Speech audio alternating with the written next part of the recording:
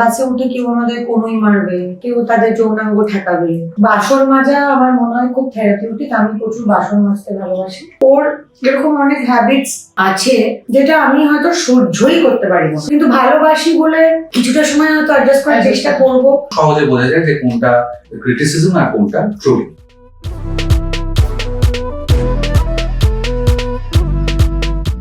সঙ্গে শ্রবন্তীতে এমন একটা দিন আসবে আমি তো কোনোদিন ভাবিনি, কল্পনাই করিনি। স্বস্তিকা আমার বন্ধু, এবং সে চিরকালই বন্ধু হয়েই থেকেছে। সে যতই খ্যাতনামী হোক, তার কর্মজগৎ, তার ক্ষেত্র যতই বাড়তে থাকুক, কোনোদিন তাকে দেখিনি তার মাটি থেকে পাটা সরে গেছে। আমরা আজকাল খুব চর্চা করি তো, মানে শিল্পীদের অহংবোধ এবং তাদের গরিমা নিয়ে। তো আমি যেহেতু ইউনিভার্সিটি লাইফ থেকে ওকে চিনি, এবং আজকে আমি যা শিখেছি কমপ্লিটলি ওর জন্য শিখেছি, ওর কথা ভেবে। মানে ও সেটাও ইন্সপায়ার করে। এরকম কোনোদিন ওর সঙ্গে দেখা হয়েছে, চোখে কাজল পরিনি, সঙ্গে সঙ্গে বলেছে কেন চোখে কাজল পরিনি। তো এরকম একজন বন্ধু। আর অনির্বাণের সঙ্গে অনেকদিন ধরে কথা হয়েছে যে অনির্বাণ বেঙ্গল গানায় আসতে আগ্রহী। আমার হয়তো সেভাবে ডাকা হয়নি, সেটা আমার ব্যর্থতা। তো যাই হোক, আজকে সব পূর্ণ হয়ে গেছে। আজকে দুজনে একদম পাশাপাশি। যারা সঙ্গে সূত্রবর্তী দেখছেন তাদেরও মানে সামনে কি কি হতে চলেছে সেটাতে একদম সরাসরি চলে যায়। আমি জানি তোমরা সারাদিন ধরে কাজ করছো এবং ঠিক মতো খাওয়া দাওয়া হয় না, এবং অনেকক্ষণ ধরে এই প্লেটটা সামনে এরকম ভাবে সাজিয়ে পড়ে আছে। আমি ওকে বারবার বলছি, এটা বেঙ্গল ঘরানা আমার বাড়ি, 150 বছরের পুরনো বাড়িতে আমরাই মহিলারাই সবাই বাজার থেকে রান্না সব নিজেরা করি, নিজেরাই অতিথিদের সার্ভ করে খাওয়াই। প্রি বুক করে আমাদের আসতে হয়, এবং এটাতে চেষ্টা করি যে বাড়িতে যেরকম ভাবে রান্না হয়, রেস্তোরাঁ রান্নার মতো আমরা পারবো না, তো সেই ধরনের খাবারগুলো যাতে থাকে। পোলাও ভাত এগুলো তো আছেই, বুঝতেই পারছো। আমাদের মাটনটাও খুব মানে হলুদ ছাড়া রান্না হয়, আর শিলে বাটা মশলা দিয়ে। তো সেটার একটা চাহিদা ইতিমধ্যে তৈরি হয়েছে অল্প করে হলো। আর এঁচোড় চিংড়ি আছে, যেটা তুমি খেতে পারো, যেটা স্বস্তিকা খেতে শুরু করেছে। একটা স্বস্তিকার জন্য ভাই ছাতু করা হয়েছে, এটাও খুব ভালোবাসে। কিন্তু ও এটা কি পেয়েছে যেটা আমি পাইনি, নাকি এটাই সেটা? এটা ভাজা। এই যে ছাতুটা মিসিং ইন অ্যাকশন ছিল, হ্যাঁ, যেটা আমি খেয়েছি এবং বাড়ি নিয়ে গেছি, এটা এডিশন হয়েছে। আর একটু ভাত এডিশন হয়েছে এটাতে, যেটা বলতে দেখা যাচ্ছে। হ্যাঁ দেখা যাচ্ছে না। আর আমি তো সারাদিন চশমাটা পরিনি স্টাইল মেকআপের জন্য, এখন খুব মাথা ধরে গেছে বলে চশমাটা পরিনি। এই ভাই ছাতুটা অনির্বাণ যেটা স্বস্তিকা বলছে, এটা নববর্ষে আগে, মানে নববর্ষের ঠিক আগের দিন বছরের সমস্ত ধুলো বালি, মানে বিভিন্ন বাড়িতে এটা একটা প্র্যাকটিস ছিল একসময় বাঙালি, সমস্ত ধুলো বালি সমস্ত কিছু যা কিছু পুরাতন জীর্ণ সেটাকে বিদায় জানানো হতো, এবং ওই ছাতু মাখা খেয়ে সেটা সেলিব্রেট করা হতো। ওই জন্য ভাই ছাতু না, এটা পার্টিকুলারলি নববর্ষের দিনই লোকে খায়, ও উদযাপনের প্রতীক হিসেবে। সেই জন্য আমরা এটা অ্যাড করেছিলাম, একটা জায়গা থেকে পড়েছিলাম যে ভাই ছাতু অ্যাড করা। পয়লা বৈশাখে আমার মনে আছে মা আমাদের একটা ওই দুদিন ধরে বাড়িঘর দর গোছানোর একটা পালা চলতো, যে সোফার কভার চেঞ্জ হবে, পর্দা চেঞ্জ হবে। এটা ভালো। আর এটা হেলদিও, এটা তেল তেল ওরকম বিশেষ ভাজাভুজি। আমার যে কোনো খাবারে একটু মিষ্টি দিলে আমার সেটা পছন্দ। ও আমাদেরও তাই, একটু মিষ্টি মিষ্টি রান্নার দিকেই ঝোঁক বেশি এখানে। তো সেটা অনেকে আবার বলেন যে একটু বেশি লঙ্কা দেবেন, আমরা খেতে পারি না, সেটা যে যেন বলেন আমরা করে দিই। কিন্তু স্বস্তিকা রোগা হয়েছে অসম্ভব, এবং কি সুন্দর খাচ্ছে, যেটার কোনো আজকে তার কোনো ফিল পাওয়া যাবে না। কি করে হলো এত রোগা? তুমি খুব চট করে রোগা হতে পারো, আমি দেখেছি। এইবারে আমার প্রায় 1 ঘন্টা বলছি, 1 বছর সময় লাগলো একদম কাট ডাউন অন মিলস। আমি একটা মিল খাই দিনে। আচ্ছা, তারপরে এই যে শুটিং এর সময় অনির্বাণ যে দেখেছে যে আমি শর্টে একটা মালপোয়া খাবার দৃশ্য ছিল, সেখানে আমি রিহার্সালে মালপোয়া খেয়েছি, এনজি শটে মালপোয়া খেয়েছি, পাউলি একটা মালপোয়া এক গাল খেয়ে আর খাইনি, সেটাও খেয়েছি। আমাকে অফার করেছে, আমি সেটাও খাইনি। এবং শুধু তাই নয়, আমাদের প্রত্যেকদিন শুটিং এ যখন শুরু হয় একটা পুজো দেওয়া হয়, সেখানে নারকোল ফাটানো হয় প্রত্যেকদিন। সেই নারকোল নিয়ে যাচ্ছে, এই নারকোল দে, তারপর নারকোল নিয়ে লোকদের চিনি মাখিয়ে দেয়। ও একদম আমাদের মতো, আমরা চিনি মাখিয়ে নারকোল খেতে কি ভালোবাসি। ওটা আমি শুটিং এ খাই। ওটা আমার একটা শুট করতে গেছিলাম অরুণাচলে, ওখানে গণেশকে পুজো দেওয়া নারকোল চিনি দিয়ে খেতাম। এবং অন্যান্য অভিনেতারাও আমাকে দেখেছে তাকিয়ে তাকিয়ে, জন্য অতটাই চিনি দিয়ে খাচ্ছি। আমাদের বাড়িতে মিষ্টি খাওয়াটা এত চল, মানে বাবার হচ্ছে ব্রেকফাস্ট লাঞ্চ ডিনারে পাতে একটু মিষ্টি লাগবেই। তো সেই অভ্যেসটা অনেকটা বাবা চলে যাওয়ার পরে কমে গেছিল। তারপরে ওটা আরো Yes. কমিয়ে মানে কোল্ড ড্রিঙ্কস একদম রাশন করে হয়তো 2 মাসে একটা একটুখানি খেলাম, মানে থামস আপের পোকা, সেটা একদমই না করে। আর প্রচুর হাঁটিয়ে গেছি, প্রচুর।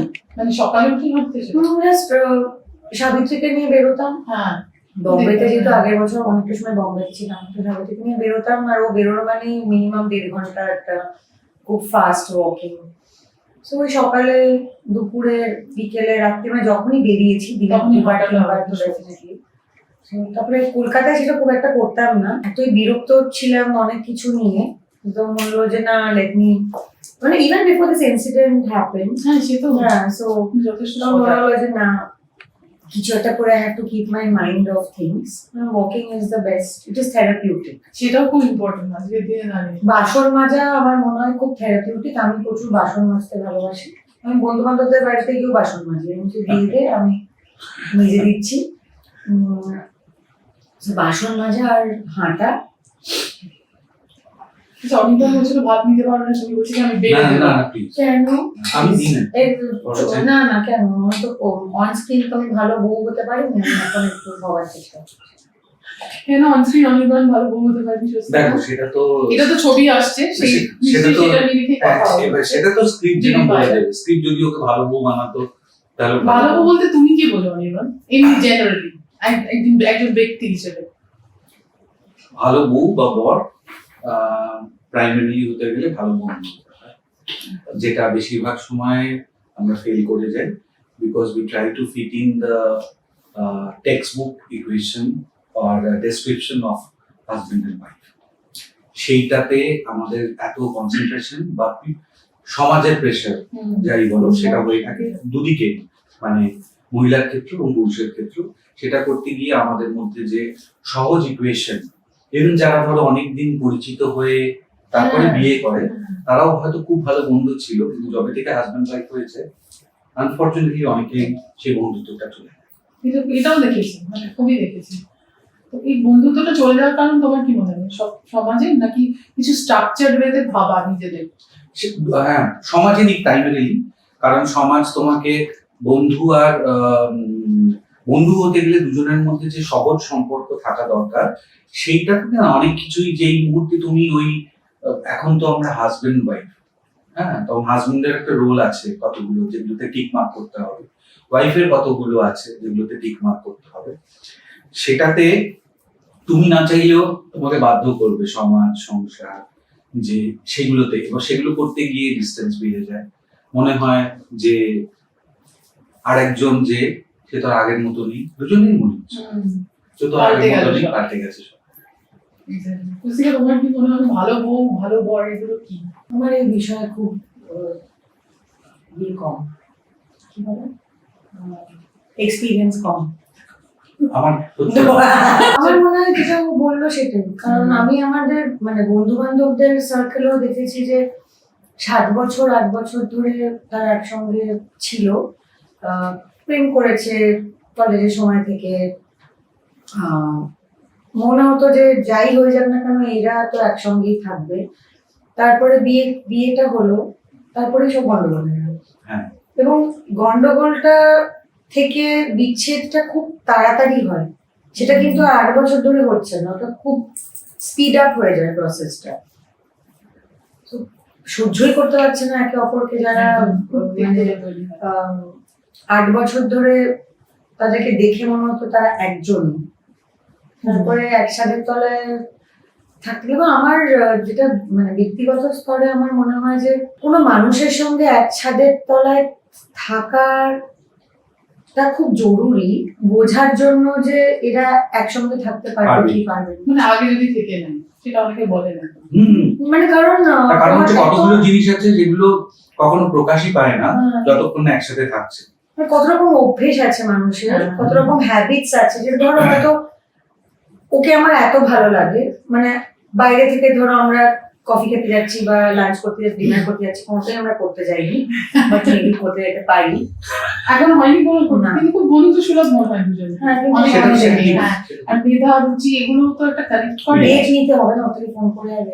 ডেট নিতে হ্যাঁ Dates- ও তো date বাচ্চারা নিতে আমাদের হবে। কিছু করে না, করে ডেট নিয়ে কিছু করে না না একদম ফোকাস। আমি দেখেছি মানে এমনি ইন্টারভিউ গুলো তো আমি দেখেছি ও কিন্তু মানে সেটাও সহজাতই আমি মনে করি আমি, মানে ও কিন্তু আন্তাবড়ি কিছু কোনোদিনই ওর মধ্যে থেকে বেরোয়নি, মানে সেটাও শিক্ষা মেধা সব। লাঞ্চ করতে হবে, ডিনার করতে হবে। আজকে কিন্তু ডিনার হচ্ছে, হ্যাঁ by the way first time. Bangali dinner. কিন্তু ওর সঙ্গে যদি আমি থাকি, হ্যাঁ তাহলে হয়তো ওর এরকম অনেক হ্যাবিটস আছে যেটা আমি হয়তো সহ্যই করতে পারবো না, সেটাই, মানে ওটার সেটাই। সঙ্গে আমি অ্যাডজাস্টই করতে পারবো না। ঠিক ঠিক। কিন্তু ভালোবাসি বলে কিছুটা সময় হয়তো অ্যাডজাস্ট করার Adjust চেষ্টা করব, কিন্তু যেটা আমার ভেতর থেকেই সায় দেয় না। সায় দিচ্ছে না বা আমি বলছি এটা আমি পারবো না, সেটা আমি কতদিন অ্যাডজাস্ট করতে পারবো। So it can happen both wedge. ঠিক। বাই দ্য ওয়ে, এই কথা বলতে বলতে অনেক কিছু খেয়ে ফেলছি, হ্যাঁ হ্যাঁ বলো। প্রত্যেক কটা কিন্তু খুব ভালো। মানে এই যে দুটো খেলাম বাটা, তারপর বাটা ডাল ভাপা ভাই ছাতু আর এখন এই পটলের পটলের দোরমা। হ্যাঁ দারুণ। মানে আমি তোমার অনেক প্রশংসা বেঙ্গল ঘরানার ভিডিও দেখেছি, শুনেছি, বাট সত্যি সেগুলো। আচ্ছা এই ছবিতে দুজনকে কিভাবে দেখছি, মানে চরিত্রগত ভাবে ব্যস্ত। কুল। আচ্ছা, আমি ভাবলাম তুমি বলবে। ও আচ্ছা, হ্যাঁ, ওই হ্যাঁ আচ্ছা ঠিক ছবিটা। আছে, আমি বলছি। এই ছবিটাতে আমরা হাজবেন্ড ওয়াইফ, শিউলি, জগন্নাথের মা ওকে পছন্দ করে আমার সাথে বিয়ে দিয়েছে, বিয়ে করে নিয়েছে। বিয়ে করার পরে বুঝতে পারছে যে আমরা কম্প্যাটেবল না, ও বুঝতে পারছে, আমিও বুঝতে পারছি। নিম্ন মধ্যবিত্ত, অলমোস্ট নিম্ন মধ্যবিত্ত থেকে মধ্যবিত্তের মাঝামাঝি জায়গায় এরকম একটা ফ্যামিলি। এবার ঘটনা হচ্ছে, আমি আমার কথা যদি বলি, জগন্নাথ চরিত্রটা হচ্ছে যে ছোটবেলায় পড়াশোনা ভালো ছিল, মাধ্যমিকে ভালো রেজাল্ট করেছে, হায়ার সেকেন্ডারিতে ভালো রেজাল্ট করেছে, গ্রাজুয়েশন করেছে, তারপরে একটা সরকারি চাকরি পরীক্ষা দিয়েছে, ভালো র্যাঙ্ক করেছে, চাকরি পেয়ে গেছে। এত পর্যন্ত একটা গতি দিয়ে চলেছে, বিয়ে হয়েছে, দুটো বাচ্চা আছে। এখন বুঝতে পারছে আমি লাইফে কিছুই করি না, একটা ফ্রাস্ট্রেশন আছে, অফিসে একরকম আছে, বাড়িতে এসে বউয়ের সাথে, এটাও কিন্তু আবার যেটা নিয়ে আমি একটু আগে আলোচনা করছি, বাইরে থেকে দেখলে মনে হবে একটা ভালো হ্যাপি ফ্যামিলি। হ্যাঁ, সুন্দর দুটো বাচ্চা রয়েছে, বর সরকারি চাকরি করে, ওয়াইফ হোম মেকার, ফ্ল্যাট কিনেছে একটা। ফ্ল্যাট কিনেছে একটা, তো প্রবলেমটা কিন্তু ওই যে ফিরে আসে এবং যখন একসাথে হয়, প্রত্যেকদিন বুঝতে পারে যে আমরা কোন বন্ধুত্ব হয়ে উঠতে পারবো। হ্যাঁ, মানে আমি এখন অনেক গুছিয়ে বলছি, জগন্নাথের ভাবনাটা কি কত গোছানো না, শিউলির ভাবনাটাও অত গোছানো না। ওরা যে বন্ধু হতে চায় সেটা হয়তো বুঝতে পারে বা পারে না, কিন্তু আমরা যে খুব ভালো নেই সেটা বুঝতে পারে, আবার কিন্তু ছেড়েও যায় না, রাতে কিন্তু শোয়ে একসাথে। হ্যাঁ, সেই ঝগড়া করে একজন সোফায় শুচ্ছে, একজন বেডরুমে শুচ্ছে, তা কিন্তু না। হ্যাঁ ওই কালচার ভিন্ন হতে হ্যাঁ। কালচারে সেটা হয়। আবার এটাও যে ছেড়ে বেরিয়ে যাবে, এটাও কিন্তু কেউ ভাবতে পারে না, ও ভাবতে পারে না, ও ভাবতে। বিবি পায়রা কেন নাম স্বস্তিকা? দিদিদের নিয়ে গল্প। হ্যাঁ আর পায়রাও একটা চরিত্র, ওকে আর অফকোর্স ক্যাচি নাম, আমাদের একটা রিকল ভ্যালু আছে নাম। অনির্বাণ কিরকম? তো আমার তো ওকে খুব ভালো লাগে। হ্যাঁ সেটা তো আমরা দেখে আমার তো আসছি। ওকে আমার খুব পছন্দের। তো কি কি কি কারণে ওকে খুব পছন্দ মানে হয়েছে? প্রথমত অভিনয় দেখেছি, সেটাই প্রথম পরিচিতি। হ্যাঁ। অভিনয় দেখে, এবং সেটা একেন বাবুর, শুধু একেন বাবু না, অফকোর্স আমার মেয়ে বিশাল ফ্যান ওর। এবং একেন সিরিজটা যখন শুরু হলো তখন গোগ্রাসে সেটা আমার মেয়ে বসে গিলতো, মানে একই সিজন দুবার করে দেখেছে ওরকম। তো কেটে কেটেও দেখে আমার মেয়ে, মানে রিলসেও দেখে। পরিচিতিটা প্রথমত অভিনেতা হিসেবে, এবং তারপর এখন সোশ্যাল মিডিয়ার দৌলতে ইন্টারভিউজ বা যেটাতে ব্যক্তি অনির্বাণকে একটুখানি চেনা যায়। এবং তারপরে প্রোডাকশন হাউস এসডিএফ দুজনেই আমরা অনেক কাজ করি ওদের সঙ্গে, সেখানে অনেকবার দেখা হয়েছে। যখন আমি ওকে চিনতাম না তখন এসডিএফ এর অনেকের থেকে আমি ওর ব্যাপারে খবর নিতাম। এবং আমি একজন হেডকে আমি বলেছিলাম যে একটু আমার সঙ্গে আলাপ করিয়ে দে না। আমি বলছিলাম ও কি সিঙ্গেল, আমি জিজ্ঞেস করতাম। তখন ওর সাথে আমার মানে কোনোদিনই দেখা হয়নি, তো আমার কি ভালো লাগে, আমাকে আলাপ করিয়ে দে না। ও ওরা ভাবতো আমি খুবই মানে ইয়ার্কি মারছি এটা নিয়ে। তো এটা বোঝাতে যে আমি ইয়ার্কি মারছি না অনেকটা সময় চলে গেল, ভাই আমি সিরিয়াসলি বলছি, কি অদ্ভুত। তো দেন অফকোর্স তখন তারপর দেখা হলো, কথা হলো, এবং এই স্বস্তিকাকে একরকম হয় তোমার দেখা, তোমার ক্ষেত্রে তাই নাটক দেখতে গিয়ে বোধহয় সব বেশিরভাগ আগে মানে বেশিরভাগ হ্যাঁ, মানে একটা নাটক দেখতে গেছিলাম, সেখানে ও নাটক দেখতে গেছিল আর আমাদের আচ্ছা। সিটটা পাশাপাশি ছিল। দারুণ। আর আমার মনে আছে নাটকটা শুরু হওয়ার ঠিক আগে, ওই থার্ড বেল পড়ার আগে আমি ওকে বললাম যে ইন্টারভেল হলেই কিন্তু এক দৌড় মেরে বাইরে যেতে হবে, কারণ চপটা কিন্তু চপ। খেতেই হবে। That was, I think, the first very crucial conversation I had. যে আর যেই ইন্টারভেলটা পর্দার টানা শুরু হয়েছে, আমাকে বলছে দৌড়ো দৌড়ো, চপটা শেষ হয়ে যাবে, দৌড়ো। অনিমা কি খুব খেতে পছন্দ করো? না। ও আমার এরকম একটা অনস্ক্রিন ইমেজ আছে যে আমি না, সে তো যারা মানে হাস্যরসাত্মক বিষয় নিয়ে কাজ করে তাদেরকেই ধরে নেওয়া যায় খেতে ভালোবাসে। হ্যাঁ, এটা তো অন্য একটা টিপিক্যাল মানে টাইপ কাস্ট করে। আমার খাওয়ার ব্যাপারে কোনোদিনই না, আমার কিন্তু খাওয়ার ব্যাপারে খুব ইন্টারেস্ট আছে। মানে ধরো আচ্ছা। নতুন কোনো রেস্টুরেন্ট ওপেন হলো, সেখানে কি ধরনের খাবার পাওয়া যায়, কোনো স্পেশালিটি যদি হয় সেইটা সম্বন্ধে জানি। আমি নিজে রান্না করতে পারি, ভালোই কি রান্না কি করি। রান্না করো? সব ধরনের রান্না করতে পারি, আচ্ছা। বাঙালি হ্যাঁ, প্রাকৃতিক। হ্যাঁ। আমি পারি না যেটা, সেটা হচ্ছে কোনো রকম বেকিং পারি না, হুম। বেকিংটা আসে না। আর ওই ময়দা বা আটা মেখে যেগুলো বেলতে টেলতে হয় ওইগুলো পারি না। তোমার প্রিয় বাঙালি রান্না কি কি? মানে চার একদম পাঁচটা। ঘরোয়া সাধারণ রান্না, ধরো ভাত। আমাকে আইডিয়াল যদি খাবার বলো বাড়িতে আমি কি হ্যাঁ, হ্যাঁ। খেতে পছন্দ করবো, কটা আইটেম অ্যাড করতে পারবো সেটাতে। যা খুশি তা যা তো খুশি। ইউ। কতগুলো কম্বিনেশন আছে, আচ্ছা। যেমন ক্যান বি ভাত, ডাল, আলু সেদ্ধ, ডিম সেদ্ধ, ঘি। আচ্ছা, এটা একটা plate। এটা একটা ব্যাপার। আর একটা হতে পারে ভাত, ডাল, আলু পোস্ত, তার সাথে একটা তরকারি করে মাছ ভাজা। কড়কড়াটা is important. তরকারিটা কোন বলে? আর একটা হতে পারে, আমার মা একটা রান্না করতো, সেটাকে বলতো গোটা মশলার চিকেন, আচ্ছা। গোটা মশলার মাংস। আমি মাটন, বাই দ্য ওয়ে, এই খাবার নিয়ে বলছি, আমি তো মাটন খাই না, মিষ্টি পছন্দ করি না। আমার অনেক বন্ধুরা বলে তুই বাঙালি না। হ্যাঁ, মানে মাটন খাস না, মিষ্টি পছন্দ করিস না। আমি মাটন খাই না, বাট মিষ্টি তো তো এইগুলো আছে। খিচুড়ি উইথ বেগুন ভাজা, লুচি উইথ সাদা আলুর তরকারি, অ্যান্ড কড়কড়ে বেগুন ভাজা। এগেন এটা অনেক বলতে পারবো, এগুলো আমি পছন্দ করি, কিন্তু আমি যে প্রচুর খেতে পারবো না। তারপর খাওয়ার ব্যাপারে অনেক রেস্ট্রিকশনস আছে। খাবার আজকে যেমন একটু আমরা কাজের কারণে দেরিতে খাচ্ছি। ইউজুয়ালি আমি ছুটি যখন থাকি বা বাড়িতে থাকি, আমি 7:30 8টার মধ্যে ডিনার খেয়ে করে নিই আর কি। এক্সারসাইজ করো। এক্সারসাইজ যে রেগুলার করি তা না, আমি যেটা করি সেটুকু বলতে দেখেই বুঝতে পারছি, আমার জিমে যাওয়ার কোনো রকম বাসনা কোনোদিনও হয়নি জীবনে। কিন্তু আমি বাড়িতে একটু ফ্রি হ্যান্ড এক্সারসাইজ করি, অল্প প্রাণায়াম করি, আর হাঁটি যখন সুযোগ পাই। এটা হচ্ছে প্রত্যেকদিন পারি। এই জন্যই বন্ধুর সঙ্গে এত মিল হয়ে গেছে। দুজনে একদিন হাঁটতে বেরিয়েছি, যদি কলকাতা খুব বাজে হাঁটা একটু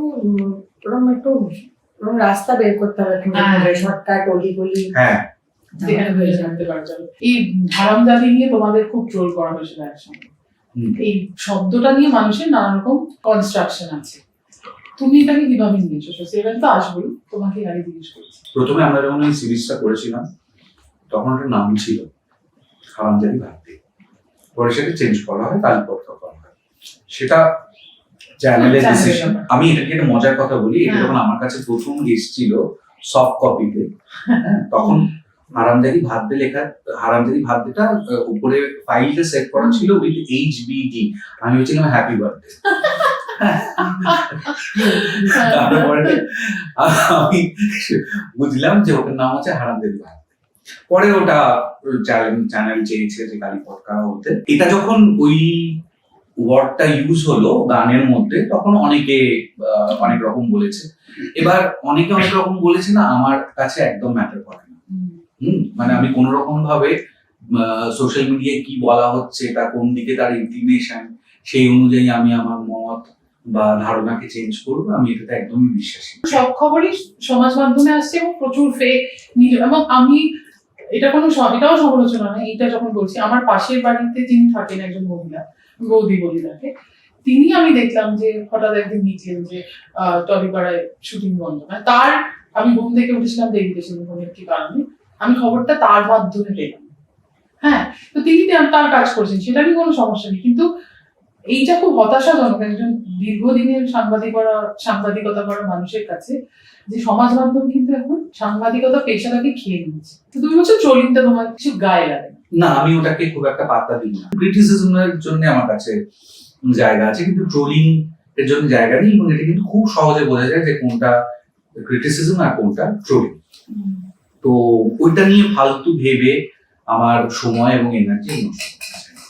এবং আমার এটা এমনি খাবেন তাহলে রেডি হরলিক্স।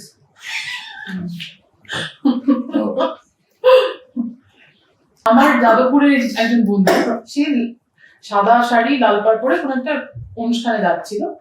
সে তাকে বাসে কোনোভাবে সে আনকমফোর্টেবল ফিল করে কোনো পুরুষের গায়ে, এবং সে প্রচন্ড ভাবে গালিগালাজ করতে থাকে যখন প্রথম তার রিয়াকশন।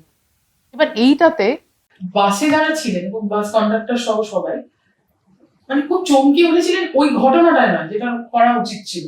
মেয়েটি যে গালিগালাজ করছে এবং শাড়ি পরা মেয়ে, সেটা এখনো কিন্তু আমাদের সমাজ মেনে নিতে পারে। এই জায়গাটাতে আমি জানতে চাইছিলাম, এটা আমার মনে হয় স্বস্তিকা বেটার বলবে।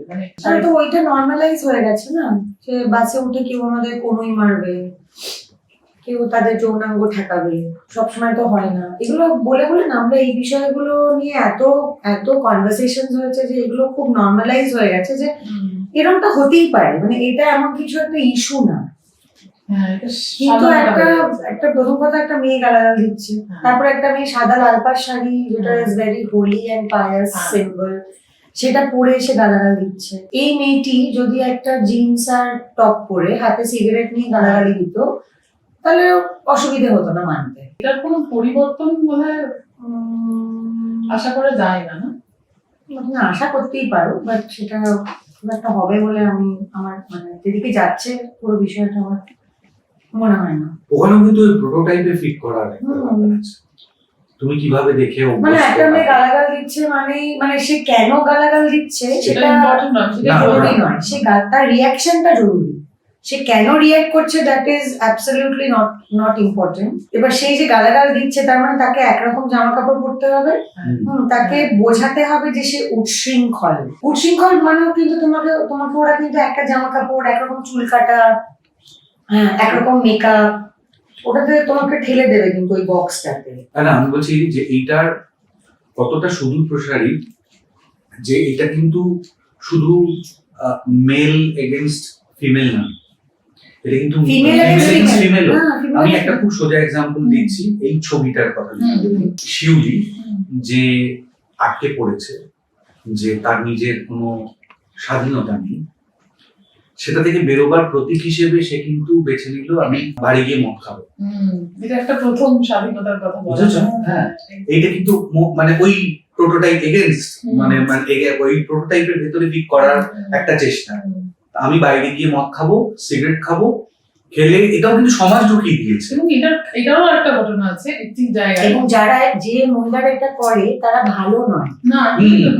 সেজন্য আমাদের ডায়লগও আছে যেখানে জগন্নাথ আমাকে বলছে যে ঝুমার সঙ্গে তুমি মিশবে না, কারণ ঝুমা হচ্ছে ওই মহিলাটা বা ওই মেয়েটা যে মদ খেতে পারে, যে সিগারেট খেতে পারে, হ্যাঁ, যে তার বরের কথা শোনে না বা কনফার্ম করে না। ওই জন্য তুমি ঝুমার সঙ্গে হ্যাঁ মিশবে না। এটাও একটা জায়গায় হয়েছিল যে একটা খুবই নাম করা বারে একটি মেয়েকে, আমারই বন্ধু, তাকে ঢুকতে দেওয়া হয়নি, তার সঙ্গে কোনো পুরুষ সঙ্গী ছিল না। সে রাস্তায় চিৎকার করেছিল যে আমি কি তাহলে রাস্তা থেকে পুরুষ তুলে আনবো। এই ছবিটা তাহলে সেই জায়গাগুলোকেই ধরছে, তাই তো? অনেক কিছুতে ধরছে। এটা বাইরে থেকে দেখলে একটা কমেডি মতো, কিন্তু ভেতরে কিন্তু প্রচুর যন্ত্রণা, না পাওয়া, হতাশা এগুলো আছে। এবং এখানে প্রাইমারি যদিও এটা দেখা দুজন মহিলার দৃষ্টিভঙ্গি থেকে, কিন্তু পুরুষরাও কিন্তু পুরুষ ব্যাশিং নেই, কিন্তু মেল ব্যাশিং নেই। আচ্ছা, প্রত্যেকটা পুরুষ চরিত্র, আমি আমারটার কথা তো অ্যাটলিস্ট বলতেই পারি, সেও কিন্তু এই সিচুয়েশনের শিকার। এই পরিস্থিতির মধ্যে সে মাঝে মাঝে নিজে যা করে তার উপরে, ধরো ও শিউলির সাথে যেভাবে ট্রিট করে, মানে যেভাবে ইন্টারঅ্যাক্ট করে, আড়ালে গিয়ে কিন্তু সেটা নিয়ে আমি এটা কি করি, আমি যেরকম ছিলাম না, সেটাও কিন্তু আছে। He has also been wronged কোথাও। হ্যাঁ, কারণ ওর মা ওকে চাপিয়ে দেওয়া হয়েছে। এই মেয়েটার সাথে বিয়ে দিয়েছে উইদাউট আস্কিং হিজ ওপিনিয়ন যে ও চাই কি না চায়। আবার একই সঙ্গে আমার মা আমাকে বলছে যে ভাগ্যিস তোর গায়ের রং ফর্সা, যেই জন্য তোর এরকম একটা বর জুটলো। তো আমি আর কিছুই আমার নেই জীবনে, আমার গায়ের রংটা ফর্সা, ওটাই আমার ইউএসপি। বাকি আমার আর কিছু প্লাস নেই। আর ওরও মার কথা হচ্ছে যে এটা তো সুন্দর একটা ফর্সা মেয়ে পাচ্ছিস। পাওলির সঙ্গে তোমরা দুজনেই কাজ করেছো, মানে দুজনেরই চরিত্র এরকম তো আছে, আমি দেখেছি। ঠিক। তোমারও কাজ আছে। হ্যাঁ, আমার কারণ হ্যাঁ ওর বেশি আছে। হ্যাঁ, এবার কারণ চরিত্রগুলো হচ্ছে আমরা প্রতিবেশী।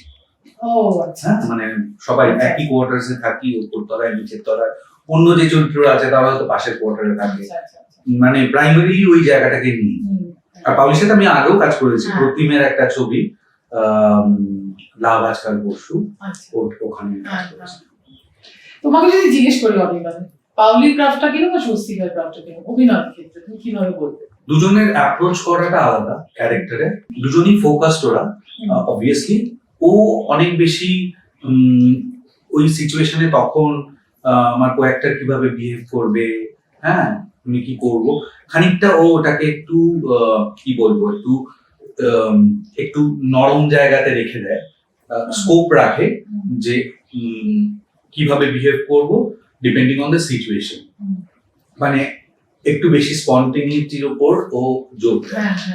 আর পাওলিকে আমার মনে হয়েছে যে ও খুব প্রিপেয়ার্ড, হ্যাঁ, এবং মানে ফোকাসড, হ্যাঁ, যে আমি মানে কিসে মানে কিভাবে এটাকে অ্যাপ্রোচ করবো, এই সিনটাতে আমি কিভাবে পারফর্ম করব। একটা জিনিস হয় আমার এটা মনে হয়েছে যে ও অনেক অভিনেতা হিসেবে ভাবে, সেখানে পাওলির এই অ্যাপ্রোচটা আছে যে কি লেন্স এক্স্যাক্টলি কোথা থেকে হচ্ছে, হ্যাঁ সেই টেকনিক্যালিটিটা, হ্যাঁ ওর ওই সম্বন্ধে ও খুব অ্যাওয়্যার এবং ওগুলোকে ও মানে জানে। ও যে স্পন্টেনিয়াসলি করে সেটা আমি ওই রুক্মিণীর একটা শর্ট ছিল, আমি টেক্কা, যেখানে মনে আছে তুমি বলেছিলে, আমি পরে ছবিটাতেও খুব দেখে আমি খুব চমকে গেছিলাম। মানে কোনো একটা শর্টে রুক্মিণী এবং স্বস্তিকার শর্ট ছিল, খুব একটা খুব মানে ইম্পর্টেন্ট মানে জায়গা ছবিটা। স্বস্তিকা এমন একটা করেছিল যে রুক্মিণী সেটা এক্সপেক্টই করেন, মানে সেটা আগে থেকে বলা বা প্রিপারেশনটা আমি দেখেছি। শুধু নেল পলিশ থাকবে কি থাকবে না তা না, নেল পলিশটা কি 4 দিন আগে পড়া, তারপরে আর টাচ করেনি, খানিকটা উঠে যাওয়া, নখ কি একটু বেশি, আর একটা কি সেফটি পিন থাকবে চুরির মধ্যে লাগানো, ওই লেভেলে কিন্তু ওই হোমওয়ার্কটা করে। কিন্তু হ্যাঁ পারফরমেন্সের সময় আমি ঠিকই বলছি, দেখে ধারণা আমার খুব মানে যেটা আমার কাজ নয়, কিন্তু আমি যেটা আমার বাড়ি দেখানো হচ্ছে বা আমার বাড়ির খাবার টেবিল দেখানো হচ্ছে, সেখানে কি জিনিসপত্র রাখা ছিল, ওই কন্টিনিউটিটা আমার মানে প্রপস কন্টিনিউটিটা আমার খুবই মনে থাকে। তো আমি মানে আর্ট ডিপার্টমেন্টের লোকদের সাথে আমার ঝগড়া বলবো না, আমার সঙ্গে কেস একটি ঝগড়া করবে, কিন্তু তর্ক হয়েছে। কারণ ওরা বলছে যে না, সসের বোতলটা আগে ছিল, জলের বোতল পেছনে ছিল। আমি বললাম না, 2 দিন ধরে শুটিং করছি, জলের বোতল পেছনে ছিল, আগে নীল জলের বোতল ছিল, তার পেছনে গোলাপি জলের বোতল ছিল, আর সামনে সসের বোতল ছিল, পাশে নুনের ডিব্বা ছিল। বলছে না, তাহলে যে ছবি বের করে দেখাও আমাকে। তারপরে দেখলাম সব সাইলেন্স হয়ে গেছে। আমি বললাম যে এটা নিয়ে আমার সঙ্গে তর্ক করো না, কারণ এটা আমাকে আলাদা করে করতে হয় না। আমি যে সময় থেকে আমি বা আমাদের যারা যে সময় থেকে কাজ শুরু করেছে, তখন তো ডিজিটাল কিছু ছিল না, তখন তো ফিল্মে শুটিং হতো, সবাই সবারটা সবকিছু মনে রাখতো। এটা আমার কাজ নয়, আমি মনে রাখবো না, এটা ওই ডিপার্টমেন্ট সে মনে রাখবে, কারণ ফোনে ক্যামেরাও ছিল না। তো তুমি তুলে কোথায় রাখবে, তুমি ডকুমেন্ট কিভাবে করবে? নয় তোমাকে খাতা পেন্সিলে লিখে রাখতে হবে, আর নয় তোমাকে মাথায় স্টোর করে রাখতে হবে, কারণ যেটা উঠে যাচ্ছে ওটাই কিন্তু থেকে গেল, তুমি না থাকার পরেও ওটাই থেকে যাবে। তো সেখানে আমি দেখেছি যে কন্টিনিউটির অত সমস্যা তখন হতো না যতটা এখন হয়, because everyone is taking photos and nobody is remembering anything. আমি মনে করবো এটা খুব একটা বেসিক জায়গা যে এখন যারা ড্রাইভার, যারা গাড়ি চালায়, তারা কোনো রাস্তা চেনে না, কারণ সবাই গুগল ম্যাপ ফলো করছে। আমরা যেমন কারোর ফোন নাম্বার বলতে পারবো না। না ছোটবেলা আমরা যখন ছিলাম বা ল্যান্ডলাইন আমরা কিন্তু বাই হার্ট বলতে পারতাম। ফোন নাম্বার কি, ছবি নেই। আমার মোবাইল যদি চলে যায়, আমার কোনো ছবি আমি দেখাতে পারবো না অমুক সময় অমুক ছবিতে ছিল। এখন যেমন সবই ছবি, কিন্তু কোথাও স্টোর হচ্ছে না কিন্তু। ওটা যদি চলে যায় আমি সব লুজ করবো। খুব কম টেকনিশিয়ানরা আছেন যারা ওই সময় কাজ করতো, তারা কিন্তু এখনো সবকিছু লিখে রাখে এবং কানের দুল এইটা লিখে পাশে একটা ছোট ড্রয়িং করে রাখে, যে একটা ফুল দেখতেছি নিচে একটা মুক্ত ঝুলছে। আমার ছোটবেলায় মা বলতো যে লিখে লিখে পড়ো, তাহলে সব মনে থাকবে। একদম এখনো বলি আমি। হ্যাঁ একদমই তাই।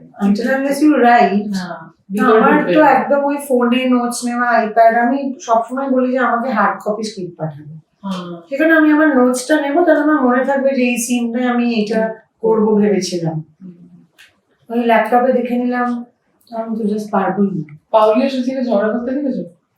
সিনেমাতে তো সিনই আছে। হ্যাঁ, চুল টানাটানি মানে বাইরে না, বাইরে কেন ঝগড়া করবো? দুটো ম্যাচুর মানুষ। আমি জিজ্ঞেস করছি, লোকে তো এইসব প্রশ্ন শুনতে চায় না না, যা শুনতে চায় সেগুলো সবটা করা যায় না, কিন্তু এটা জিজ্ঞেস করলাম যে চুলোচুলি প্রসঙ্গটা শুনে এসেছি। না মানে সিনেমায় সিনেমাতে তো আছে, এবং সেটা খুব এফিশিয়েন্টলি করেছে আর কি।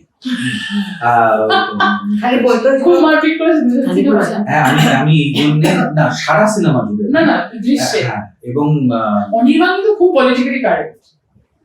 না না, আমি যেটা সত্যি সেটাই বলছি। একটু জিজ্ঞেস করে আমার দেখলেও না মনে হয় যে আমি খুব হিসেবি, কিন্তু না, অতটাও হিসেবি না। এবং ঘটনা হচ্ছে সত্যি সেটা দেখিনি, এবং বলতে তুই মার্কেটে আমার কন্ট্রিবিউশন আছে, সেটা কি দেখবে। আচ্ছা, ওইখানে মানে দৃশ্যে ওখানে বলেছিলাম যে পাউলি আমারটা কিন্তু উইগ, তো একটু চুলটা টানার সময় একটু কনসিয়াসলি টানিস, ভেতরে ঢুকে গিয়ে টেনে দিলি আমাকে খুলে বেরিয়ে এলো। কিন্তু আমাদের দুজনেরই প্রচুর কাশিতে পড়েছিল, প্রচুর ধাক্কা ধাক্কি খেয়েছি না, প্রচুর ধাক্কা খেয়েছি। ওই 14 বার এসে দরজায়, কারণ এই যে শুটটা কিন্তু কোনো শুটিং করে হচ্ছে না, একদম যতটা রুমটা সাইজ হওয়া দরকার একটা সাধারণ মধ্যবিত্ত ফ্যামিলির, ততটাই ছোট একটা রিয়েল ফ্ল্যাটে, এবং সেখানে প্রচুর জিনিসপত্র রয়েছে, সুতরাং ওইগুলোর মধ্যে গিয়ে ওরা ধাক্কা খাচ্ছে, এটা উল্টে যাচ্ছে, ওটা পড়ে যাচ্ছে, মানে সে দেখার মতো। অভিনেতা, আমি অভিনেত্রীরা বলছি না, অভিনেতাদের জীবন কি অনিশ্চয়তার দিকটা বড়, অনেক বেশি করে থাকে। হ্যাঁ, কিন্তু সেটাই মজা, তাই না? আমি যখন আমি তো 14 বছর চাকরি করেছি, আমি পড়িয়েছি। হ্যাঁ, সেটাই, মানে এটা প্রশ্ন ছিল, আমরা জিজ্ঞেস করছিল যে উনি পড়ানো ছেড়ে কেন ইন্ডাস্ট্রিতে কাজ করতে। হ্যাঁ, এইটাই এক ধরনের, এখানে মরতে এলে বলো কেন এখানে মরতে এলে, তুমি বলো। ঘটনা হচ্ছে প্রত্যেক অভিনেতা শিল্পী তাদের মধ্যে না, মানে যারা এটাকে পেশা হিসেবে নিয়েছে, তাদের মধ্যে এক ধরনের পাগলাম, তাদের মধ্যে সবার মধ্যে একটা অস্বাভাবিকতা আছে, একটা পাগলামও আছে, না হলে এইটাকে পেশা হিসেবে কেউ বেছে নিতে পারে না। ওই যেটা মনে হচ্ছে যে সুখে থাকতে বলতে দিল, আমি করছিলাম একটা চাকরি, তার সাথে আমি অভিনয় করতাম, থিয়েটারে করতাম। আমার নিজের কোনোদিন ধারণা ছিল না যে আমি পেশা বদলে। কারণ তোমার প্রথম ইন্টারভিউ যখন, তখন তুমি শিওর না, আমার মনে আছে, সবাই মানে নাটকের কথা জিজ্ঞেস করেছে, আমার মনে আছে তোমার প্রথম ইন্টারভিউ, তুমি ভাবছো যে হ্যাঁ আরো কাজ পেলে আমি করবো, দেখি। পুরোটা যে তোমাকে এরকম টেনে নিয়ে চলে যাবে সেটা তুমি বোধহয় ভাবো। হ্যাঁ, ঠিক কি প্রশ্ন করেছিল যে অনিশ্চয়তা, এই যে অভিনেতাদের জীবনে, এবার ওই যে জীবনে আমি ছিলাম, ওই জীবনে আমি কিন্তু পড়ানোর যে কাজটা সেটা কিন্তু খুব এনজয় করতাম, এবং আমি টিচার হিসেবে 14 বছরের আমার যে এক্সপিরিয়েন্স, আমি সাকসেসফুল টিচার ছিলাম, পপুলার টিচার ছিলাম, স্টুডেন্ট আমার এখনো ভালোবাসে, গ্যাপ হয়ে গেল যদিও। একটা জিনিসই যেটা আমি আর সহ্য করতে পারছিলাম না, সেটা হচ্ছে এই আজকে বসে ধরো আমি সামনের সপ্তাহটা পুরো দেখতে পাচ্ছি, সামনের মাসটা দেখতে পাচ্ছি, সামনের বছরটা দেখতে পাচ্ছি, what I will do, where I am, আমার জীবনে এটাই হচ্ছে, এটাই করছি আমি। মাইনে হয়তো একটু বেড়েছে, কিন্তু দেখতে পাওয়াটা কি, নিশ্চয়তাটা কি তুমি সহ্য করতে পারো? ওটার একটা সাংঘাতিক বোর্ডাম আছে, মানে আমার তো হচ্ছে, এবং আমাকে দেখে যতটাই ধীর স্থির, এই যে পলিটিক্যালি কারেক্ট, খুব কম্পোজ মনে হয়, আমি নিজে জানি আমার ভেতরে কতটা অস্থিরতা আছে। এই বাইরে থেকে দেখতে আপাতত যে খুব গুছিয়ে চলা একজন মানুষ, হ্যাঁ। তার ভেতর কতটা একজন বহেমিয়ান মানুষ আছে সেইটা আমি ছাড়া কেউ জানে না। তো ওইটা আমাকে কনস্ট্যান্টলি কিক করতো যে তুমি কি এইভাবে জীবনটা কাটিয়ে দেবে, মানে এত নিশ্চয়তা নিয়ে একটা জীবন নিয়ে ফাইনালি তুমি কি করবে। হ্যাঁ, অনিশ্চয়তার মধ্যে কিন্তু একটা সাংঘাতিক আকর্ষণ আছে। যেমন ধরো আমরা বলি নিষিদ্ধ জিনিসের প্রতি একটা আকর্ষণ, ওই রকম না বললেই ওটা করার হ্যাঁ ও তাগিদ হয়, ওই রকম আমি দেখতে পাচ্ছি না কি, এটা হয়তো সবার হয় না, সবাই নিশ্চয়ই এরকম না, আর যাদের এটা নিয়ে একটা পাগলামো আছে। হ্যাঁ, তো সেই পাগলামোটা নিশ্চয়ই কোনোভাবে ইন্সপায়ার করেছি। মানে অনিশ্চয়তাটাকে তুমি আকর্ষণ করেছি। হ্যাঁ। হ্যাঁ হ্যাঁ, এবং সেটার মধ্যে যে এখন আছো। আমি এনজয়। আচ্ছা, এটা अभी तो आपका डेट ही नहीं है। না ওটা কিন্তু এই যে অনিশ্চয়তা, আমি তো জানি না মানে কালকেই আমার ধরো কটা কাজ হওয়ার কথা আছে, সেগুলো একটাও না ঘটতে পারে, বাট আমরা বলে দেবো ঠিক আছে। সেই আত্মবিশ্বাসটা আত্মবিশ্বাস আছে এবং আমার কাছে কিন্তু কোনো প্ল্যান বি বলে কিছু তুমি নেই। একা বলে এটা নিতে পারো এই সিদ্ধান্তটা? হ্যাঁ, তাও না সেটা এখন একা, হ্যাঁ সবসময় দেখা ছিল না, না কিন্তু সেটা নিতে আমার কোনো অসুবিধা হয়, মানে আমি ওইটাই বলছি যে একটা অস্বাভাবিকতা আছে তোর মধ্যে। দেখো এটা কিন্তু খুব ইন্টারেস্টিং, অনিশ্চয়তার দিকে যে ঝোঁক বা আমার মনে হয় সবার আছে, করে আছে কেন জানি না, সবারই আছে। আমি তো ছোট থেকে এটা হ্যাঁ। করেছি, হ্যাঁ। আমি তো অন্য ওই এনভায়রনমেন্টে আমি তো একেবারে একটা মানে হ্যাঁ, সেই জন্যই এমন জগৎ থেকে এসেছি যেখানে এরকম নেই। আমি সবাইকে রাতে দেখেছি পড়াশোনা করে তার চাকরি করে, আমি জানি এটাই জীবন, সবাই এটাই করে। মানে আমি চারপাশে কাউকে মানে আমার রিলেটিভসদের মধ্যে কাউকে ইভেন ব্যবসা করতেও দেখি। হ্যাঁ, সবাই চাকরি করে। তো সেরকম একটা জগৎ থেকে এসে এরকম একটা অনিশ্চয়তা, এবং আমি এটা অনেক দিন ধরে ক্যালকুলেট করেছি, এগিয়ে পিছিয়ে এসেছি, ক্যালকুলেট করেছি, পিছিয়ে এসেছি। তাহলে আমি এটা ক্যালকুলেট করে এটা করা যাবে না। One fine day, one fine night I decided যে কালকে এটা বাড়িতে বললাম। বাড়িতে আমি এইটুকু বড় হওয়ার সময় এই স্বাধীনতা এবং আত্মবিশ্বাস আমি পেয়েছি যে আমাকে কোনো কিছুর জন্যে আটকানো হয়নি, কোনো কিছুর জন্য ঠেলে দেওয়া হয়নি। আমি যে থিয়েটার করতাম, আমার বাড়িতে তো কেউ করতো না, কেউ কিন্তু এটা বলেনি যে এখন তো তোমার সামনে এক্সাম আসছে তুমি এটা করতে পারবে না, এটা না। আবার কেউ যে তার জন্য খুব সাহায্য করেছে এরকম না। সেই হ্যাঁ, সেই ভরসাটা, সাহসটা আমি বরাবর পেয়ে এসেছি। দেখো আরেকটা আমার খুব পছন্দের জিনিস, দেখো হ্যাবিট, যে খাওয়ার পরে পাতটা পরিষ্কার থাকে, লোকের ভাত নিজে ফেলে ছড়িয়ে লোকে খায়, একটা কথা বলো, সুস্মিয়ার কাছে যাই। সুস্মিয়ার কাছে অনেকদিন আমার কথা হয়নি, আমার খুব ভালো লাগছে যে এই ইন্টারভিউটা is more focused on you, so I can eat. আমি একটু খেতেও দিয়েছি ওকে, সেটাও ঠিক। একটু অন্য প্রসঙ্গ সুস্মিয়ার কাছে আমি জানতে চাই, মানে আর জানা হয়নি এই পুরোটাতে। এবং দুজনকে আমি একটা প্রশ্ন করি, তারপর সুস্মিয়ার কাছে যাচ্ছি। সুস্মিয়ার থেকে শুরু করতে চাইছি, এই যে ছোট থেকে দেখা ইন্ডাস্ট্রির প্রতি, মানে ছোট থেকে একরকম করে দেখা এবং সেটার মধ্যে পুরো নিজের জীবনটা দিয়ে দেওয়া, হ্যাঁ, আজকে দাঁড়িয়ে এই ইন্ডাস্ট্রিকে কতটা, মানে কি মনে হচ্ছে? একটু টালমাটাল তো আমরা দেখছি ইন্ডাস্ট্রি। হ্যাঁ, মানে আমি দেখছি সৌরভ বিশ্বাস একরকম বলছেন, দেব একরকম বলছে, টেকনিশিয়ানদের কথা অবভিয়াসলি সৌরভ বিশ্বাস বলছেন, তাদের সুরক্ষা, তাদের কথা কেন আগে বলা হচ্ছে না। দেব বলছেন যে না, আর্টিস্ট যারা ব্যান হয়েছে তাদের থেকে নিষিদ্ধকরণটা উঠে যাক। প্রত্যেকের পার্সপেক্টিভ থেকে কথা বলছে। সাধারণ মানুষ অনেক বেশি দেখছে, ইন্ডাস্ট্রির মানুষ আজকে এটা করছে, পুজোর সময় একটা লড়াইয়ের আবহাওয়া তৈরি হয়েছে, মানে তাদের কাজও যেমন দেখছে, তারা যেভাবে রিয়াক্ট করছে বিভিন্ন পরিস্থিতিতে সেটাও দেখছে। তো এই ইন্ডাস্ট্রিটার এই যে চেহারাটা, এটা তুমি কিভাবে নাও এখন? জেনুইন সম্পর্ক কি করে এখন যেখানে আমরা আছি, আর যে সুবিধা অসুবিধাগুলো একদমই ইন্ডাস্ট্রির ভেতরের, সেগুলো তো নিজেরাও বসে কথা বলে না, যদি ঝগড়া অশান্তি মতবিরোধিতাও হয়, সেটাও can happen behind close doors. কেউ কোনো একটা সিদ্ধান্ত নিলেই সেটা নিয়ে মিডিয়া ডেকে ধরো কথা হচ্ছে, বা কোনো সিদ্ধান্ত হলেই সেটা লাইভে গিয়ে ফেসবুকে করা হচ্ছে। আমি বুঝতে পারছি না যে সাধারণ মানুষ এটা জেনে শুনে কি কি করবে। করবে তারা তো কোনো সলিউশন প্রোভাইড করতে পারবে না।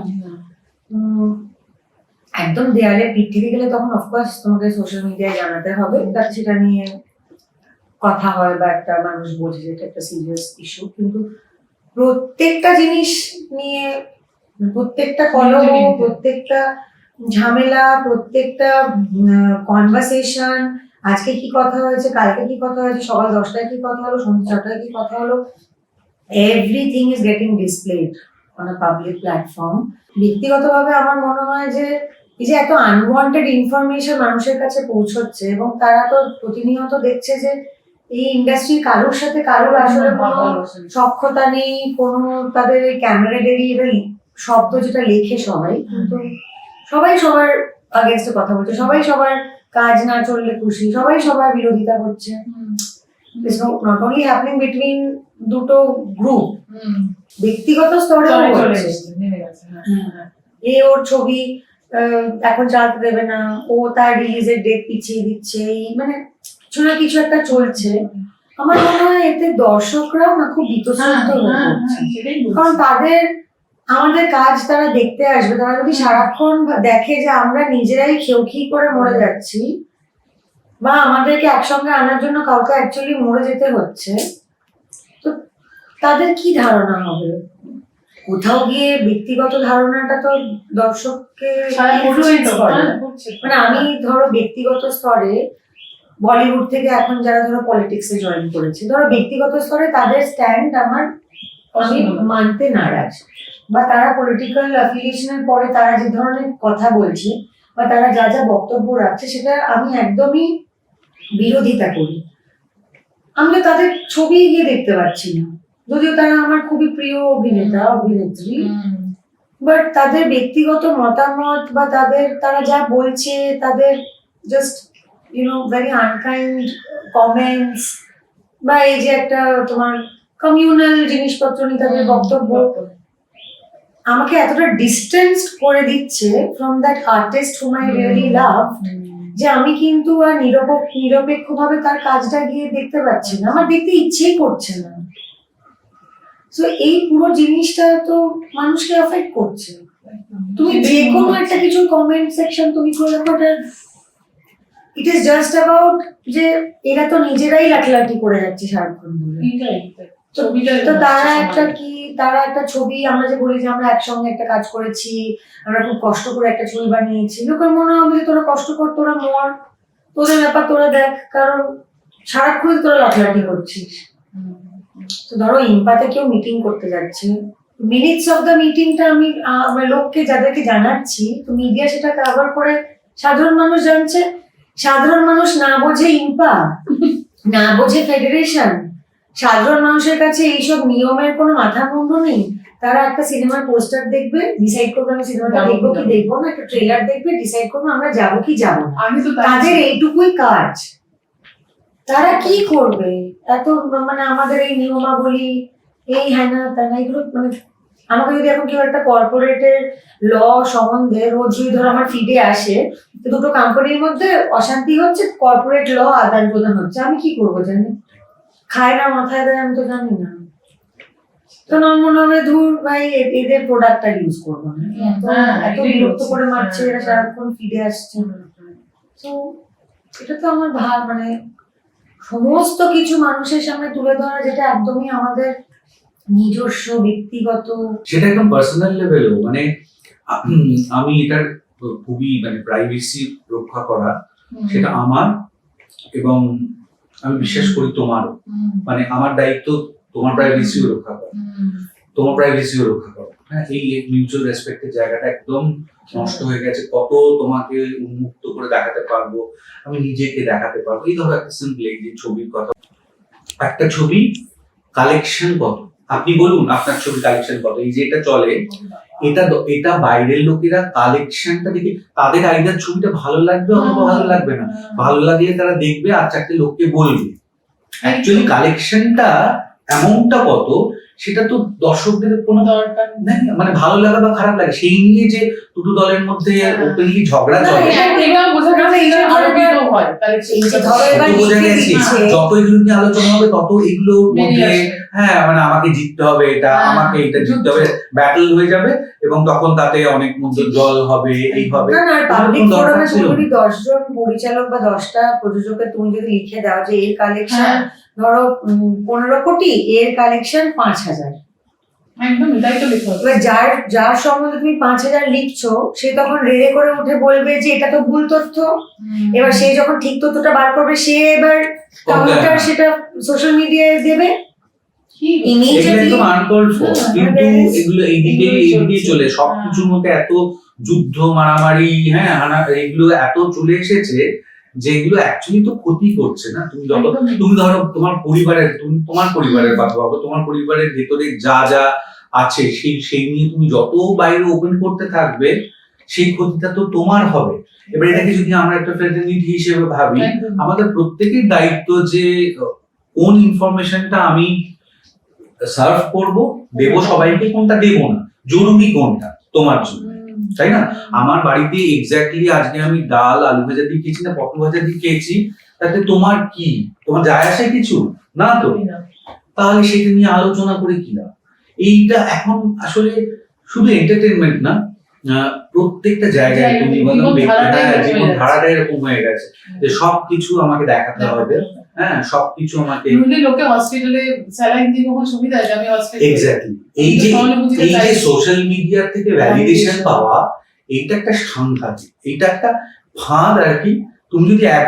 তুমি যদি ব্যক্তিগত স্তরেও ওটার মধ্যে একবার পা দিয়ে দাও, হ্যাঁ যে I have to project myself in a particular way, I am very happy, আমি সারাক্ষণ ঘুরে বেড়াই, আমার কোনো কিছু আমি দুঃখ নেই, আমার হ্যাঁ এইটা প্রজেক্ট করার যে চাপ, সেই চাপটা আমরা যবে থেকে ব্যক্তিগত স্তরে নিয়েছি, আমরা এটাও ভুলে গেছি যে আমাদের সমষ্টিগতভাবে আমাদের এইটার জন্য কি রেসপন্সিবিলিটি আছে। তো সে তুমি বলিউডের কথা বললে, আমি দুজনের বিষয়ে একটু জানতে চাইছিলাম তোমার থেকে অনেকদিন। একজন হচ্ছে বাবিল খান, তুমি অভিনয় করেছো, কিরকম মানুষ, কিরকম মনে হয় তোমার?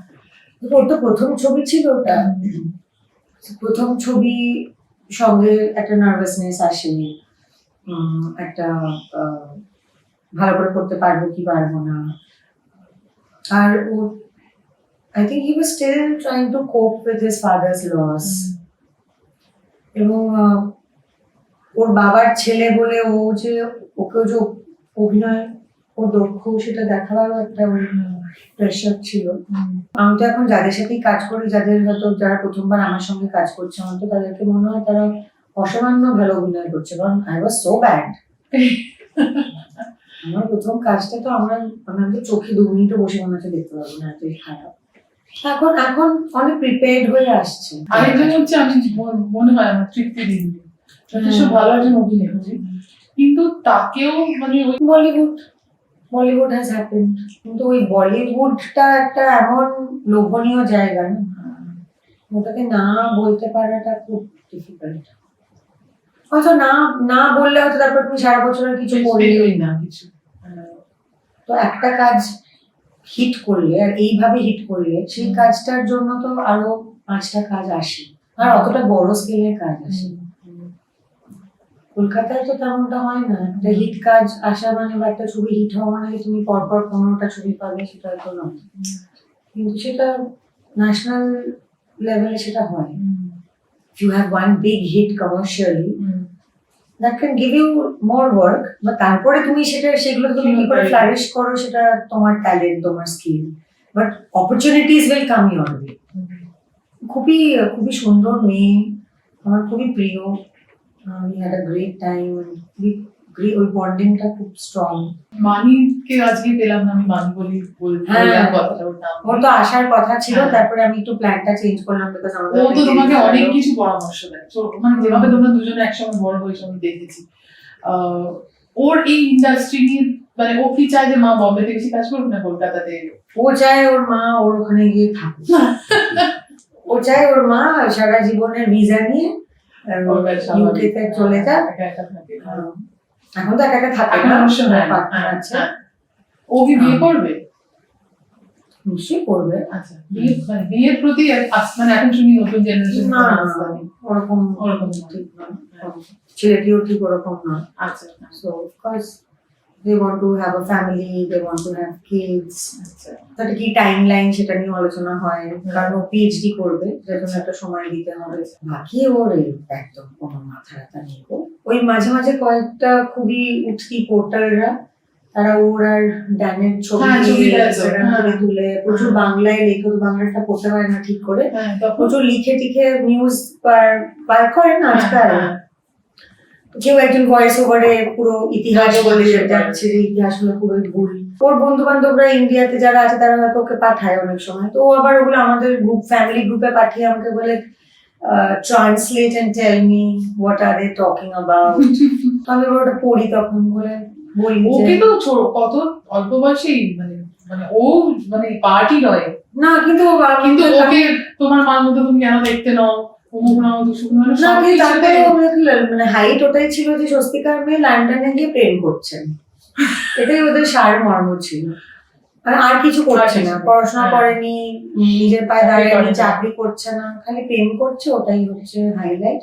আর আমার মেয়ে একমাত্র যে লন্ডনে প্রেম করছে, বাকি লন্ডনে যারা থাকে তারা নয় ভার্জিন আর নয়তো তারা মানে সব অ্যারেঞ্জড ম্যারেজে যাচ্ছে। আরেকটা প্রশ্ন আমার খুব মনের মধ্যে, কিন্তু এটা নিয়ে আমরা খুব ফান করি। হ্যাঁ আমি তো ছোটবেলা থেকে দেখেছি না, বেশ অনেক গ্রুপে, হোয়াটসঅ্যাপ গ্রুপে আজবেলা এটা নিয়ে বিভিন্ন জায়গায় আমরা খুব মজা করি। অভয়ার জন্য তুমি রাস্তায় নেমেছিলে, আমি খুব ভালো করে জানি, আমি সব অনেকদিন থেকে জানি, তো সেই জন্য বলছি কথাগুলো, যে ওর অনেক কাজ চলে গেছিল, আমি সেটাও জানি। সেই অভয়ের মাকে যখন দেখছো, তার মুখ থেকে পর্দা তো সরে গেল, তিনি এখন 26-এর নির্বাচনে, কি মনে হচ্ছে তোমার? কিছু মনে হচ্ছে না। এটা এক্সপেক্টেড না, আমি মানে আমার মনে হয় আর মানে কিছু না কিছু এরকম ঘটনা ঘটলেই মনে হয় যে বাবা আর কিছু দেখার নেই জীবনে, সবই দেখে পেলাম। এটাও ওরকম একটা অনুভূতি যে আচ্ছা এটাও হলো, আচ্ছা এটাও তাহলে এটাও হতে পারে না, ওরকমই একটা অনুভূতি। আমাকে ইনফ্যাক্ট আমার খুবই পছন্দের একজন জার্নালিস্ট যার সঙ্গে আজকে আমাকে দেখাও হয়েছিল, ওই আমাকে অনেকটা রাতে মেসেজ করেছিলাম, তখন ছিলাম না, অরুণাচলে ছিলাম, শুটিং করতে গেছিলাম। ওই আমাকে বললো যে স্বস্তিকা দি, অনেকক্ষণ ধরে ভাবছিলাম মেসেজটা পাঠাবো কিনা, কারণ আমার তো ওখানে নেটওয়ার্ক ছিল না, আমি তো অনেক পরে দেখেছি মেসেজটা, হোটেলে এসে ওয়াইফাই অন করে। তো মানে ফোন মেরে বসেছিলাম কিছুক্ষণ, যেটা সত্যিই হয়েছে না রিউমার।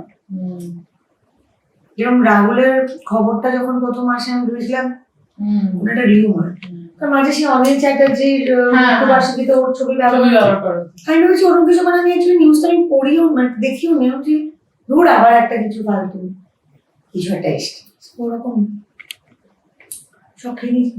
যতদিন আমরা বেঁচে আছি ততদিনের মধ্যে আমি চাই যে একটু একটা লাভ স্টোরি করতে, but matured love story, because 40 to 60টা নিয়ে কেউ ভাবছে না, নয় 60-র ঊর্ধ্বে প্রেমের গল্প হচ্ছে, আর নয়তো 40-এর নিচে হচ্ছে।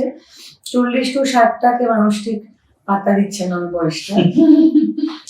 60 বছরে গিয়ে আমি করতে চাই না, এখন করে ফেলতে চাই।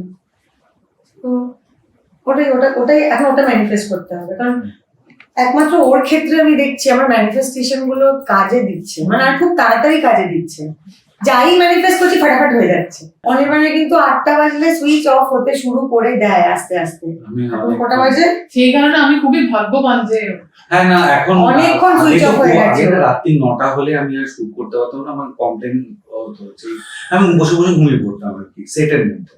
এখন হাসতে পারে, প্রত্যক্ষ দোষ। হ্যাঁ আবার বেশি রাত অব্দি শুট হলে ওরা মাঝে মাঝে ঘুরে ঘুরে এসে দেখে যে ও আবার বলেছে, আমরা যখন কালী পডকাস্ট শুট করছিল, যে দেখতো ও কি করছে, অনির্বাণ কি করছে, বলছে এখনো তো দেখছি এসে এসে কথা বলছে, তখন 12টা বাজে। হ্যাঁ তার মানে এখন আমি আর কি শুট করার মতো অবস্থা। তারপরে একটা সময় আসলে যে ডিম্পল হয় কি ভালো না, আচ্ছা শোনো, আমি আমার যে জিজ্ঞেস করেছিলাম সেটা হচ্ছে যে আমি সামনে কি দেখতে পাই। আমি অ্যাকচুয়ালি দুটো জিনিস, আমার যদি বলো লাইফে বাকেট লিস্ট বা কি আছে, সেটা হচ্ছে কিছু জায়গা আছে যেগুলো আমি ঘুরতে যেতে চাই, এখনো যেখানে যেখানে যাইনি। আমার একমাত্র করার মতো মাইলস্টোনস যদি বলো লাইফে, তাহলে ওইটা একটা আছে। এবং ন্যাচারালি সব জায়গায় ওই সমস্ত জায়গায় ঘুরতে গেলে যে পরিমাণ অর্থ লাগবে সেটা রোজগার করতে চাই। আর একটা জিনিস আমি নিজের ক্ষেত্রে একাই ঘুরতে যাবো? এখন অব্দি প্রাইমারিলি আমি একাই যাই ও তো solo বেশিরভাগ trip সময়, আচ্ছা। এবং আমি সেটা আমি এখন এখানে লিখেছিলাম, তারপর হ্যাঁ, আমি ওটা হ্যাঁ, খুব- জেনেছি, আমি হ্যাঁ, দেখেছি। আমি কপি পেস্ট কপি পেস্ট করে করেছি। সেটা আবার অনেকে কমেন্ট লিখেছে, এটা তো অনির্বাণ লিখেছে, আরে আপনি তো দেখে খুব পেয়েছে। হ্যাঁ, তো ওটা আমি টুকতো আমি কাটছি দেবো, আমি এখন এখানে কাটছি অনির্বাণ, আমি বলছি, এ কি রে বাবা। হ্যাঁ, আর তখন অলমোস্ট একই যায়, আমি একটা অন্য জায়গায় ঘুরতে আচ্ছা। গেছি, ও একটা অন্য জায়গায় ঘুরতে গেছে, আমি একটা লিখেছি আমি এখন এখানে, হুম। তার একদিন বাদেই ও একটা ছবি পোস্ট করেছে লিখেছে আমি এখন এখানে, কিন্তু সেটা একদমই অন্য একটা জায়গা। তো তাতে আবার অনেকে কমেন্ট, এটা তো অনির্বাণ বাবুর ইয়েতে দেখলাম আপনি ওখান থেকে টুকেছেন, সেটা আবার ওকে লিখেছে। আচ্ছা, আমার ঘুরতে যাওয়ার কিছু লিস্ট আছে, এবং সেগুলোকে মেটেরিয়ালাইজ করতে গেলে যে টাকা উপার্জন করতে হবে সেটা আমার করা আছে। আর আমার লাইফে আর একটা যেটা মানে আমি চাই টু ডু লিস্টের মধ্যে, বা যেটা আমার চাই সেটা হচ্ছে আমি শান্তিতে থাকতে চাই। হ্যাঁ, তার মধ্যে তার জন্য যা যা বর্জন করতে হবে আমি তা বর্জন করতে রাজি আছি। নাথিং বিনিময়ে মাই শান্তি। ওকে, নট লাভ বাট পিস। যদি দুটোর মধ্যে একটা করতে হয় তাহলে আমি পিস চুজ করবো। তুমি বিয়ে করবে আর না? মোস্ট প্রবলি না, আমার মনে হয় কিছু কিছু সম্পর্কের ওই যে একটা জায়গায় যে একটা দূরত্ব থাকে না, ওটা খুব দরকারি। মানে ওটা একটা বয়সে এসে মনে হয়েছে, ছোটবেলায় অবভিয়াসলি মনে হতো না। যতটুকুনি জানি তার বেশি জানতে গেলে আমার মনে হয় জিনিসটা নষ্ট হয়ে যায়। কারণ কিছু জিনিস আমার পছন্দ না হতে পারে, কিছু জিনিস একটা কথা আছে, good from fur, far from good. তুমি দূর থেকে তোমার ভালো লাগবে, কাছে এলেই তুমি রিয়েলাইজ করবে ইট ইজ ফার ফ্রম। আর এরকম অনেকবার হয়েছে গো, তো যাদের খুব পছন্দ করতাম, মানে তারা হয়তো পাবলিক ফিগার বা তারা এন্টারটেইনমেন্টের সঙ্গে যুক্ত বা অন্য কিছুর সঙ্গে, যাদেরকে খুব আইডলাইজ করতাম, তাদের কাজ দেখতাম, তারপর তাদের সঙ্গে যখন অ্যাকচুয়ালি একটা কাজ করেছি, সেটা এমন বিভীষিকা এক্সপিরিয়েন্স যে ভালো লাগা, ফ্যান সবকিছু নষ্ট হয়ে যখনই তারপরে তার কোনো মানে পরের সময় যখন তার কোনো কাজ দেখেছি পরবর্তীকালে, তার কাজে দেখতে গিয়ে আমার ওইটাই মাথায় আমার ঘুরছে, আমি আর অবজেক্টিভলি অ্যাজ অ্যান আর্টিস্ট তার কাজটা দেখতে পাচ্ছি না। So I think if you're in awe of someone, you maintain that distance. খুব কাছ থেকে একটা দেখলেই তখন মনে হয় যে আমি যে মানুষটাকে ভাবছিলাম ওই মানুষটা সেটা নয়, এতটা না জানলেই ভালো। হ্যাঁ, তো ওই ফলটা না ভালো না, মানে খুব কষ্টকর। সঙ্গে শ্রবন্তী, ওর এটা নতুন কাজ, ও ইন্ডিপেন্ডেন্টলি কাজটা করতে চাইছে, এবং ও একজন সিঙ্গেল মাদার, ওর মেয়ে আছে একটা, মানির মতোই, মানির থেকে অনেক ছোট। তো আমি চাইবো যে ও এতটা বয়সে এসে এই সিদ্ধান্তটা নিয়েছে যে নিজে ইন্ডিপেন্ডেন্টলি একটা কাজ করবে, এবং অনেক অনেক ছোট থেকে চিনি ওকে। Like, share and subscribe to সঙ্গে শ্রবন্তী। আর বেঙ্গল ঘরানার সম্বন্ধে আপনারা জানেন, দুর্ধর্ষ খাবার, দেখে নিয়েছেন প্লেটটা, আমার হাফ পেট ভর্তি অবস্থায় এলেও আমার পেটটা এরকমই থাকে। সো প্লিজ যারা এখনো আসেননি বেঙ্গল ঘরানায়, প্লিজ আসবেন, খাবেন, বন্ধুদের নিয়ে আসবেন। It's fabulous.